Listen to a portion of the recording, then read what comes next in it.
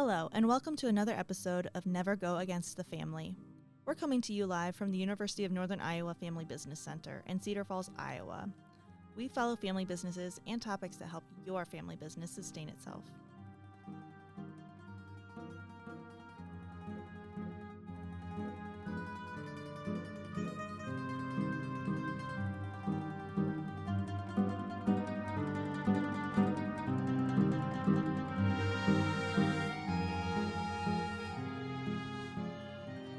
In this episode, you're going to hear from Pat Soldano. Pat is the president of Family Enterprise USA, a national organization that promotes generationally owned family business creation, growth, viability, and sustainability by advocating for family businesses and their lifetime of savings with Congress in Washington, D.C. The FEUSA team is bipartisan, and as a bonus, Pat and her colleagues will be at the 2024 Iowa Family Business Conference in Des Moines on November 6, 2024, to share updates following the 2024 election. Keep listening to hear about the state of family business in the U.S. from Pat herself.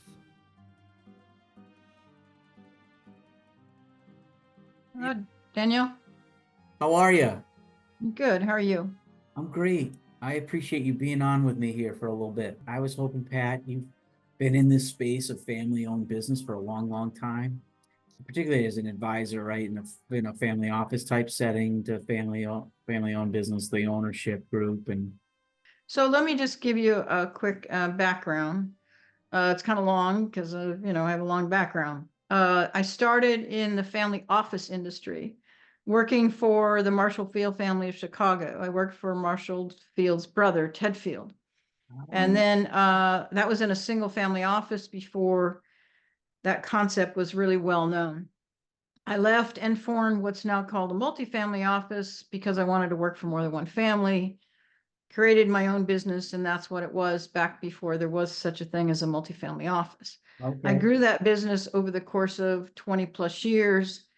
In 2009, I sold to GenSpring, who was the largest multifamily office out there. They had 350 clients. They were 25 billion in assets. They had all of the services that I needed for my clients. And my clients had evolved to be pretty sophisticated, complex, complicated, multi-generational, some with family businesses, some without. And I knew I needed to be part of something bigger to really deliver those sophisticated solutions for them. So I joined GenSpring, ultimately became Western Region head, everything west of the Mississippi.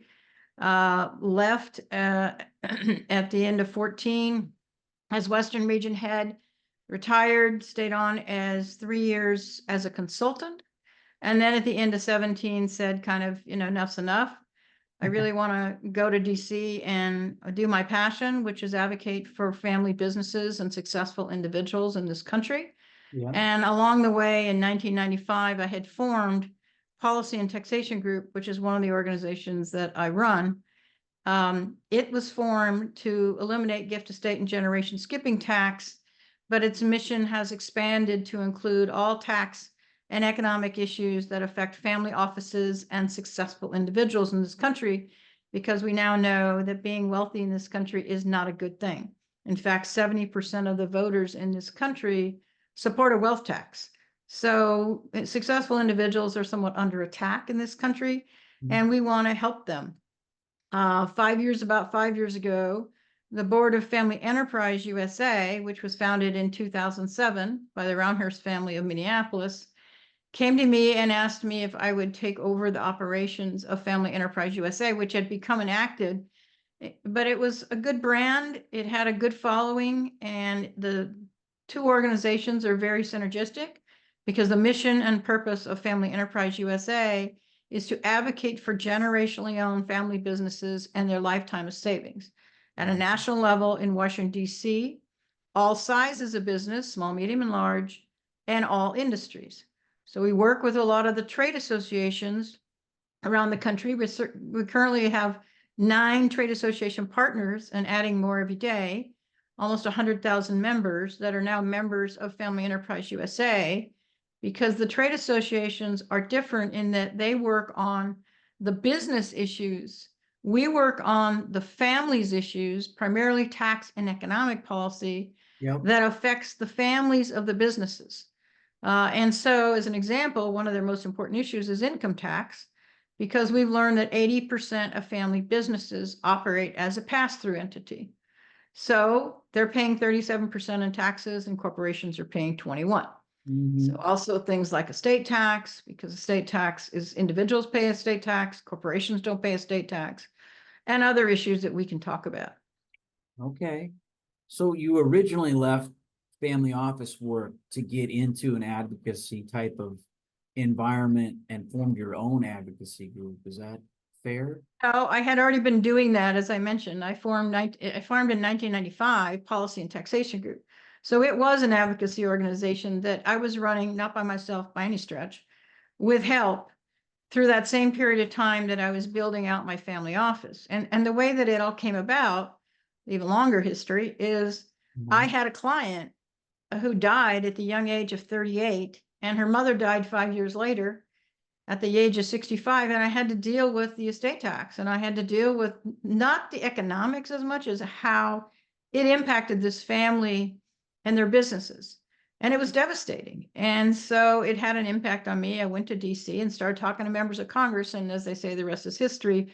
I formed policy and taxation groups. So along the way, I was working in DC and have been working for the last 3 decades. So was it one of those nightmarish type scenarios where you hear about a family being forced to do some liquidations and whatnot of business units or of the family business in order to cover taxes owed, that type of thing? Or was it more? That was some of it, but the worst part was what the government put this family through. As an example, while the daughter was, trying to survive, they were querying her about her trusts and her estate planning and what was going on at a time when you don't want to be Yeah. thinking or doing that. And she ultimately died. And then 5 years later, her mother, um, when she passed away, the government came in and asked the children, did they know that their mother was going to die? And if they knew, to what percent did they know? And they wanted to depose the doctor to find out, had he told her what percent of living did she have? Because if they could construe there was deathbed planning based on that percent, they could have made some significant changes to the outcome of the estate. And, at the end of the day, that's just not right. So Yeah. nothing changed. At the end of the day, this woman who passed away at 65 gave 50% of her assets to charity. There wasn't an attempt there to avoid the taxes. She was a very charitable giving person during life as well as at death. Makes it kind of sad and sickening to hear something like that. So I can see where your passion would be directed in that area. Wow. Okay. So you've been doing, advocacy work, if I can call it that, for, I mean, since 95, coming up on 30 years, right? And uh, could you just first, before we even get into the things that are going on right now, current things, you know, um, what kinds of things have you seen change for the better in those 30 years for our family-owned companies? Well, we've had a decrease in the rate of tax on the estate tax in particular. When I started working on it, the rate was 55%. Now it's 40. And the exemption was $650,000, the lifetime exemption. And now it's 13 million plus per person, double per couple. So Yep. that's huge. I mean, it's still there. People are still paying a tax. But there's a lot more opportunity for planning now. So that's been good. Okay. The income tax rates have come down, not significantly for individuals or family businesses, but they've come down a little bit. And then we have 199A, which allows family businesses, if they meet the criteria, to deduct 20% of their income before they pay their taxes. Having said all that, those tax provisions, as you're probably well aware of, Yeah, they're were in under the TCJA, and they're going to expire at the end of 2025. Yeah, so then that kind of brings us to present day, which you just obviously talked about. So this proverbial tax cliff that maybe we're going to be facing, really not that far off, 5-6 months from now. Can you first describe for our families, and I don't want you to go too far into it, but can you give us a little bit of a sense of what that tax cliff is, and how what it looks like at that definitional level? Yeah, so the provisions, many of them are going to expire at the end of 2025, December 2025. The reality is one very important one has already expired, and that is R&D expensing. So what that means is a business that does R&D, research and development, has to capitalize all of their costs for R&D over 5 years, as opposed to what it was, which is expensing it every year. And I will tell you, I've heard from a lot of family businesses, particularly in manufacturing and heavy construction, and those who are have very hard assets, non-liquid assets. They stopped R&D. I mean, it's just not feasible, and that's not a very good thing for us as a country. Yeah. So that's very important. The income tax rate's going to go back up. It's still high at 37, but it's going to go back up maybe to 39. Who knows? Capital gains tax rate's going to go back up. As I already mentioned, 199A, the provision that allows you to deduct 20% of your income, Right.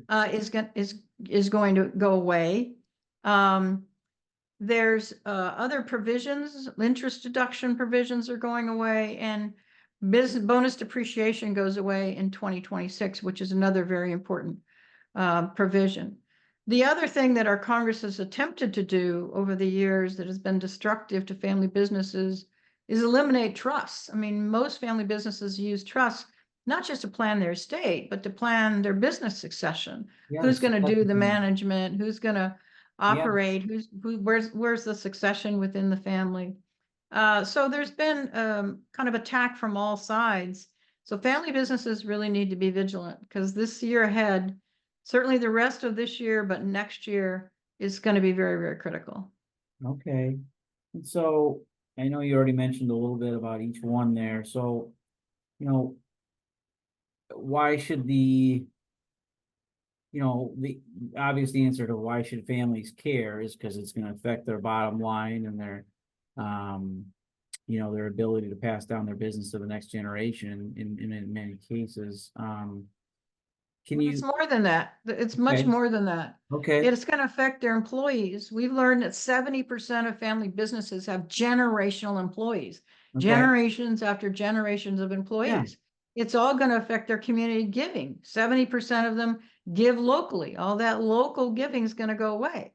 So there's a lot of ramifications. If the family cannot survive, the business cannot survive, the family's impacted, but it's a much, much broader impact than people realize. And we've seen this happen over and over again. I mean, I think that's very true when I think about why we exist as a family business center, is to help these families stay together as family-owned, locally owned businesses in our case, Iowa economy, and seeing the ramifications of what happens when a family is either forced to sell or sells because of lack of a succession planning or whatever else.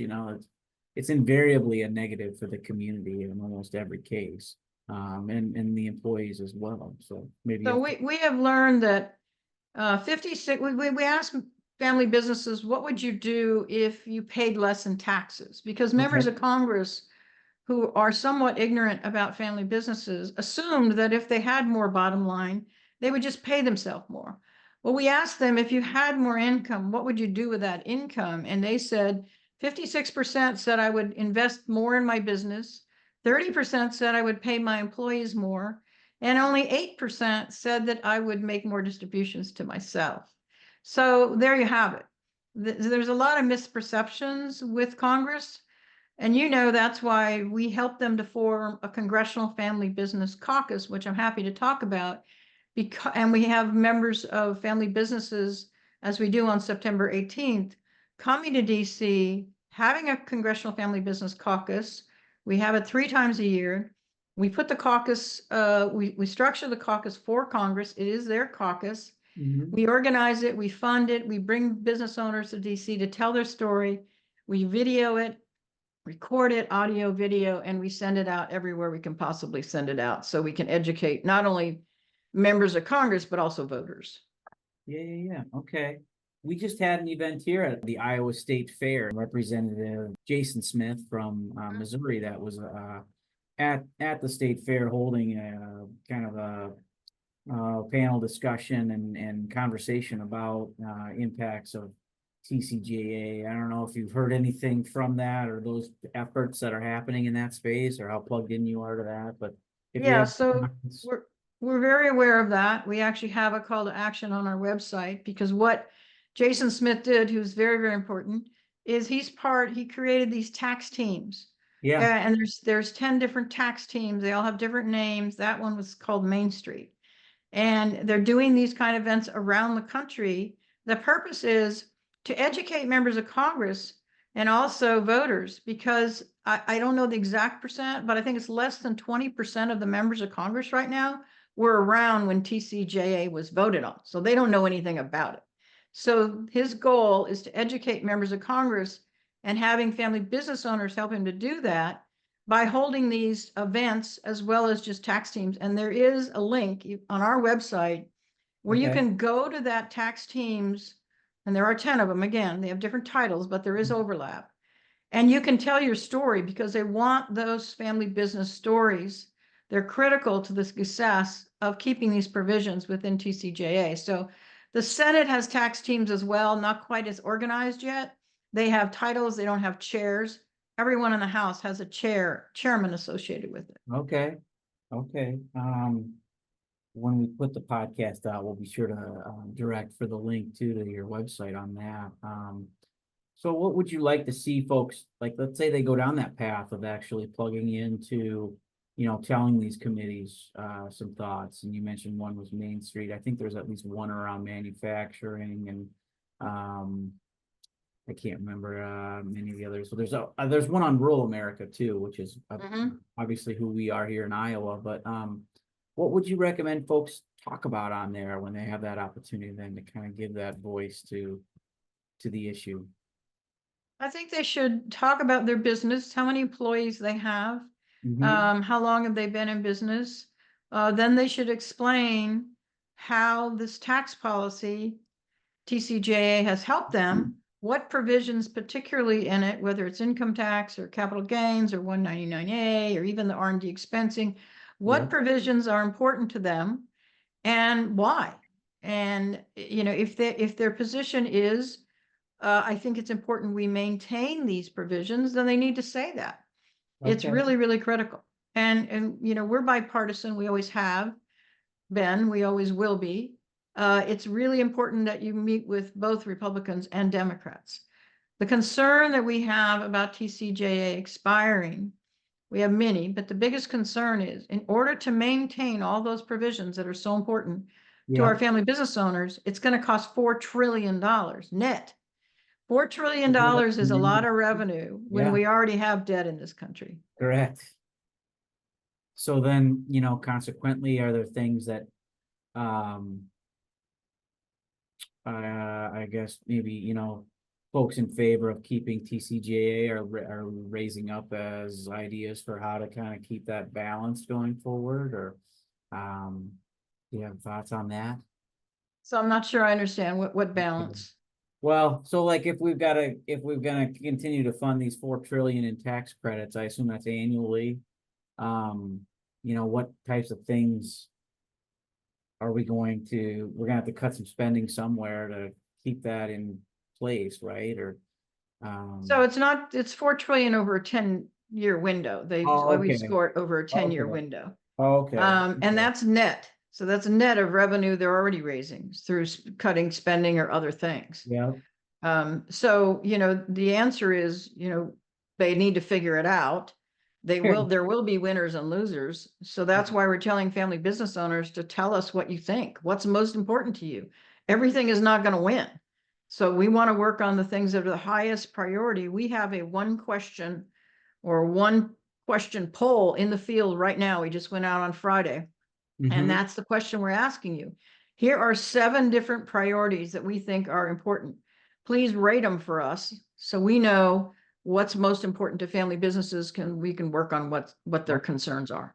I've heard some chatter, some things online, some reading I've done. So you mentioned already, 199A might get tossed out. Who knows I don't know what they might do with bonus depreciation and that kind of thing. But what about the wealth tax concept that other I think some other countries either are doing this or have done this, and I've heard a couple legislatures mention this as far as, I don't know, a salve that's going to cure all the budget woes or whatever. And I was just curious what your thoughts are on the likelihood of that showing up in a more formalized way in the next couple of years.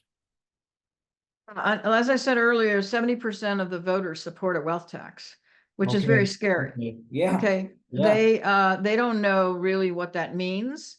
They think the wealthy need to pay their fair share. They don't know what that means either. In their defense, they really don't have any idea. They've just heard. And yet when we ask them, what rate of tax, income tax, do you think wealthy should pay? They say, well, they should pay at least 30%. Well, I don't know about you, but I live in California. I pay a heck of a lot more than 30% in taxes. Yeah. So there's a disconnect. And we're trying to educate the voters about that. But what is happening in our Congress, and particularly in our Senate, with our current president, is they are advocating for a tax on wealth. Now, there's been different proposals, but there's been 2 hearings last year in the Senate, both about how to tax wealth in this country. And Senator Wyden, who is a senator obviously in the Senate, Democrat from Oregon, he has been advocating for a very long time to tax unrealized gains on assets.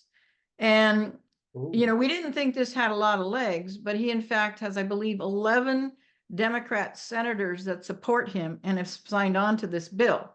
So what that means is if they included liquid and illiquid wealth, which is the current proposal, family businesses could be paying a tax on their business every single year, an additional tax, which would be probably catastrophic. We've heard from family businesses that have been in business 6 generations that said we would have to sell. We could not pay any level of a wealth tax on the value of this business, probably because the business is large, but even the small businesses, they're already paying income tax, sales tax, state tax. They're paying so many different taxes already.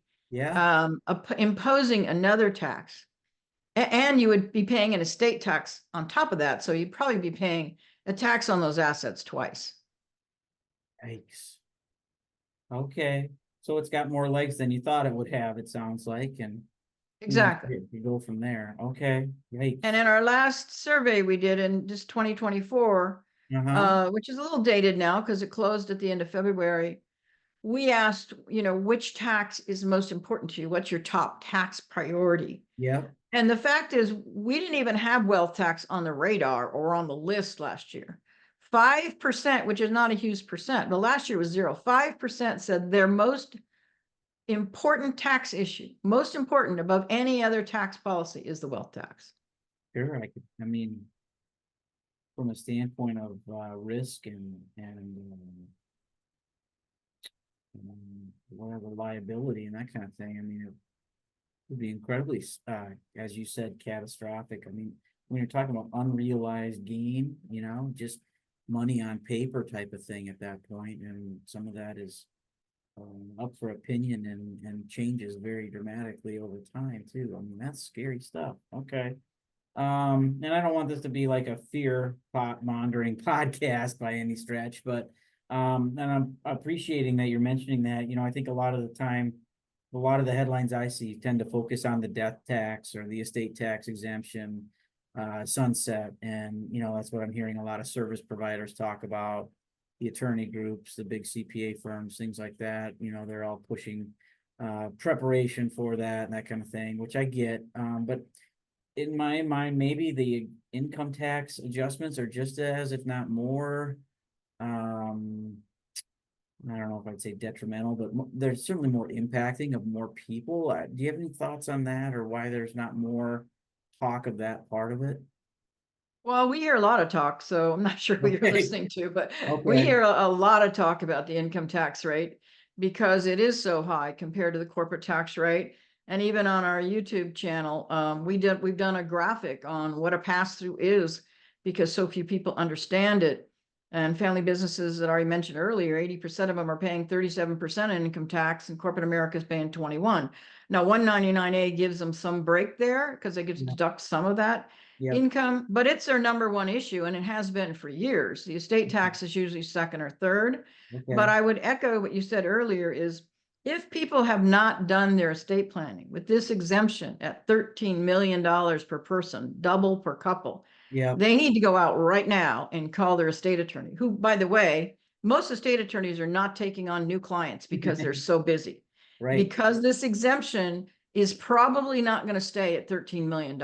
If the current law stays in place, I mean, if it expires and goes back to prior law, it will be somewhere around $7 million. That's a huge drop.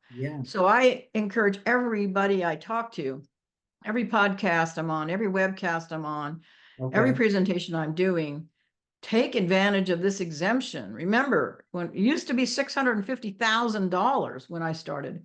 So it's at an all-time high. You can do a lot of planning, and you should be talking to your state attorney and doing your planning now. Don't wait. When you talk about where it could drop to, that all of a sudden affects just so many more of our families too. So appreciate that you mentioned that. Maybe I'll close, Pat, by just asking a question to you of what else would you want our families to know, either about how they can get involved with FEUSA, why they should get involved with FEUSA, maybe some clarity around the types of firms that you think, sometimes I think our families think, oh, I don't need to get in. They got plenty of folks involved there already, or they got the big dog going involved there. They don't need me. Can you give some thought to that for our family business members? Sure. So Family Enterprise USA is a 501c3, not-for-profit charitable organization. So we advocate for the concerns and issues of family businesses in DC. It is critically important, we are your voice, that you let us be your voice. And we can't be that if you don't support our work in some way, shape, or form. So of course, becoming a member is very, very important because we need numbers. So we go to members of Congress and we can say, we have, 100,000 members. Now we're somebody that they're going to listen to. So go on our website and sign up as a member. Also, it's really important that your voice be heard in DC. I know it can be a little difficult, but we have, as I mentioned already, this caucus meeting, and the caucus meeting is September 18th. We bring family business owners to the Hill. We do Hill visits. Believe me, they don't know your business. They don't understand you. And while we may not get as many members of Congress in the room as we would like, we video it, as I already mentioned, and we record it. So it gets sent out over social media and everywhere else. So if you can come, please come. We do this 3 times a year. You can also talk to your member of Congress locally, and you can tell them, if nothing else, to join the Congressional Family Business Caucus. And let me talk about that. Okay, great. Please I do. mentioned earlier that we asked Congress to form this caucus. It's a bipartisan educational caucus. So it's not taking policy positions, which is why almost half of the members are Democrats. It is, again, bipartisan. That's very, very important. We are bipartisan. You have to work with both parties. So we have now 50 members of this caucus in a little less than 2 years, which is a pretty good feat because most caucuses have been around for decades and they maybe have less than 100. So we're proud of that. Again, these meetings are important, but go to your member of Congress. It's a simple ask. Join the Congressional Family Business Caucus. They can talk to one of the co-chairs. If they're a Democrat, they should talk to Representative Schneider in Illinois. Just contact their office and say, I'm in. Or Republican, you can contact Mr. Arrington of Texas. But there's 2 more Democrats and Republicans. We've got Tenney of New York is a Republican and Cuellar of Texas. So that's the co-chairs. But that's a simple ask, as well as just talk to them. Go to your office, the district office of your member of Congress, spend 15 minutes with them, or even better, bring them to your facility, bring them to your office, your plant, whatever you have. They love meeting with constituents. They want to be there. They want to see what you're doing. They want to take pictures so they can put it on in their newsletter. So You can get FaceTime with them. And if you think it's not going to make a difference, you're absolutely wrong. That's what makes legislation move. Perfect. People think money drives legislation, and of Yep. course, money helps. But at Yep. the end of the day, it is called voices and voters that make the difference. And so I encourage anybody, just take that time out from your business, because you won't like the legislation that's going to happen if you're not involved. Right. Okay. So just like voting and then everything else. That's great. I'm glad that you kind of ended with that for us here in terms of, giving people a directive and a motivation to get involved at some level. As you mentioned, a lot of our family-owned companies are pillars of their communities and are across our state. And I think the legislatures do love to come in there and see what they have going on, how, their employment role, how they're doing, what they're doing with their employment and things like that. And I just really appreciate you mentioning that, because I think we've got more opportunities for that than we take advantage of with the members of our program. So again, our guest has been Pat Soldano. She's the chairman and president and CEO of Family Enterprise USA, major educational and advocacy group on behalf of, if not the only group, on behalf of family-owned companies. And so I know that you guys will be coming to our conference here in a couple months to talk a little bit more to our members directly face to face. We're very appreciative of that. But also there's other events throughout the year that our members can take advantage of in face-to-face caucus meetings on the Hill. And I think you said the next one is on September 18th. So we'll be sure to get that information out. There's a couple of families that I've already talked to about that one, actually. So thank you so much for your time, Pat. Thanks for joining me. Thanks for your passion and service to family-owned companies. On behalf of our members and our listeners, I really greatly appreciate it. Yeah, you're very welcome, Daniel. Thank you for asking me. I really appreciate it.